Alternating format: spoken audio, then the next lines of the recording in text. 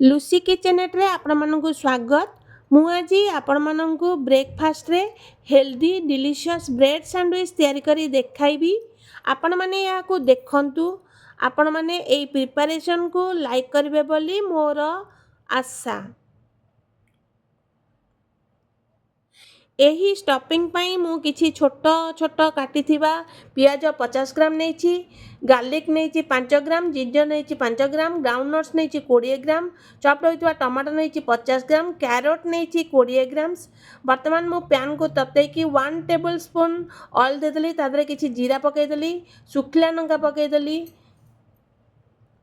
तापरे कटा हेतिबा garlic देदली, ginger देदली, तापरे कटा हेतिबा कैरोट देदली, चॉप्ड होइतबा 30 ग्राम रो टमाटो पकै देली, तापरे ग्राउंड नट्स 20 ग्राम रो देदली, आवश्यक अनुसार सॉल्ट पकै देली, आउ बॉयल होइतबा आलू को माश करके मु ई फ्राइंग पैन रे फ्राई करिया पई देदली। टेस्ट हेबा पई मु किछि घियो देदली, आउ गोल गोल कटा हेतिबा टमाटो गाजर और पियाज नेछि, आउ मु ब्रेड किछि नेछि, चिली सॉस नेछि, बटर नेछि।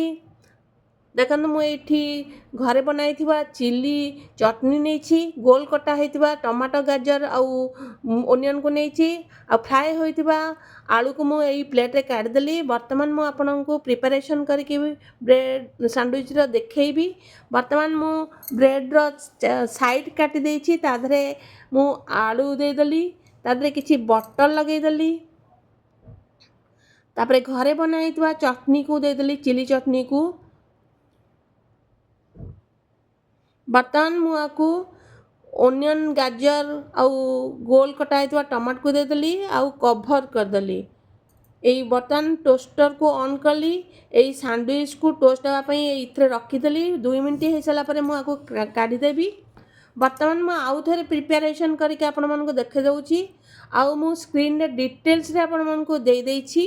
ବର୍ତ୍ତମାନ ମୁଁ ବ୍ରେଡ଼ରେ ବଟର ଦେଇଦେଲି, ଘରେ ବନାଇଥିବା ଚଟନିକୁ ଦେଇଦେଲି, चिली चटनी, तादरे मु गोल कटा हेतिया ओनियन देदेली, गाजर देदेली,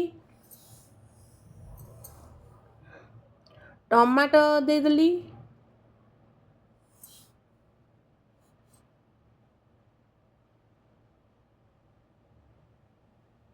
देखंतु मु ब्रेड रे पुणी आलू फ्राए हेतिया देदेली, तादरे ऊपर मु चिली सॉस देदेली। आपण मानकु राग दरकार नाही जोली ताले चिली सॉस देबे नाही। वर्तमान मु तादरे टमाटो सॉस देदेली,